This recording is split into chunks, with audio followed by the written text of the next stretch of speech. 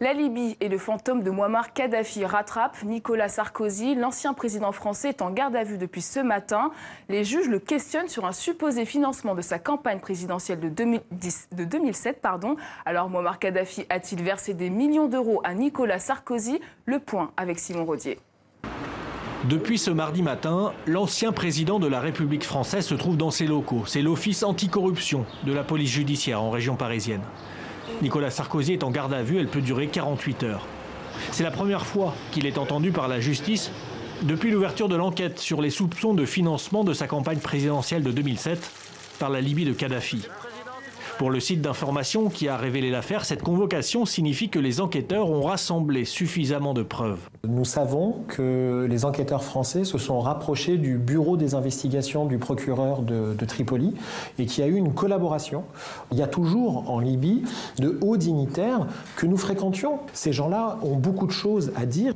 L'enquête a été ouverte en 2013, un an après la publication par Mediapart de documents libyens attestant le versement de plusieurs millions d'euros. Mais le fils Kadhafi lui-même avait allumé la mèche quelques jours seulement avant l'intervention armée en Libye, c'était en mars 2011. Tout d'abord, il faut que Sarkozy rende l'argent qu'il a accepté de la Libye pour financer sa campagne électorale. C'est nous qui avons financé sa campagne et nous en avons la preuve. Nous sommes prêts à tout révéler. La première chose que l'on demande à ce clown, c'est de rendre l'argent au peuple libyen. Alors Nicolas Sarkozy s'est-il vraiment accordé avec le guide libyen sur un montant de 50 millions d'euros lors d'une venue à Tripoli en 2005 ? Depuis des années, la justice et les journalistes enquêtent. Nicolas Sarkozy a toujours nié, mais les juges se rapprochent. L'argent serait-il passé par le Mali? Le président ATT était un proche de Kadhafi, lui-même grand investisseur dans le pays.